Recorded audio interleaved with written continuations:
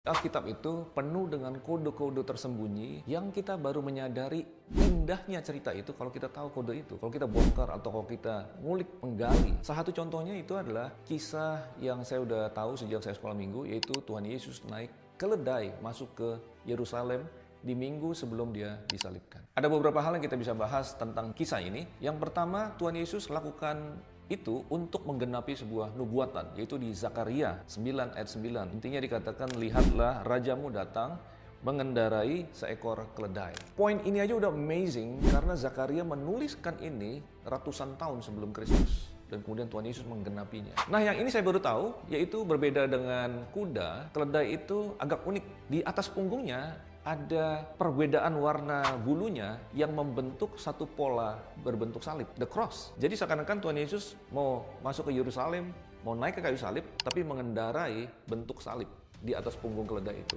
Bukan saja itu, ada satu ketentuan yang luar biasa di hukum Musa tentang keledai. Saya bacakan di Keluaran 13 ayat 13, tetapi setiap anak keledai yang lahir terdahulu, kau tebuslah dengan seekor domba. Atau jika engkau tidak menebusnya, engkau harus mematahkan batang lehernya. Hukum yang satu ini ada hubungannya dengan hukum tentang the firstborn atau yang sulung. Kita tahu bahwa setiap kurban yang mau dibawa kepada imam di bait suci itu haruslah diambil dari binatang yang halal dan haruslah yang sulung. Tapi bagaimana dengan binatang-binatang yang tidak halal, yang haram? Maka mereka tidak bisa jadi persembahan kan? Tetapi semua yang sulung itu adalah tetap milik Tuhan. Bukan saja itu, ada sesuatu yang menarik sehubungan dengan keledai ini pada saat kita mempelajari hukum Musa. Di sana dikatakan, tetapi setiap anak keledai yang lahir terdahulu kau tebuslah dengan seekor domba.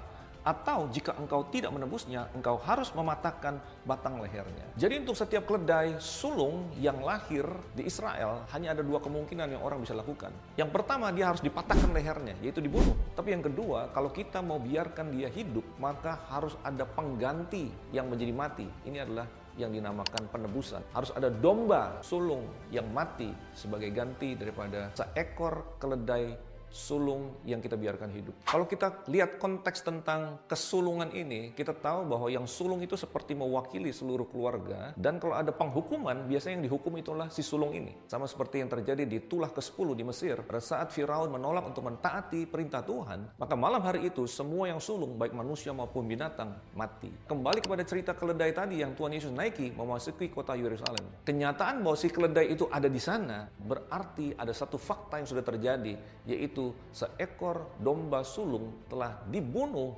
dikurbankan untuk dia. Tuhan Yesus pilih dia hari itu untuk dinaiki, tapi sebenarnya kita harus tahu bahwa keledai itu adalah kita. Yang digambarkan dengan binatang najis yang harus dibunuh itu adalah kita. Kita adalah manusia yang diciptakan mulia oleh Tuhan, tapi karena dosa, kita kehilangan kemuliaan Allah, kita terpisah dari Dia dan layak untuk dihukum. Tapi hari itu Tuhan Yesus datang, memakai kita, masuk ke Yerusalem.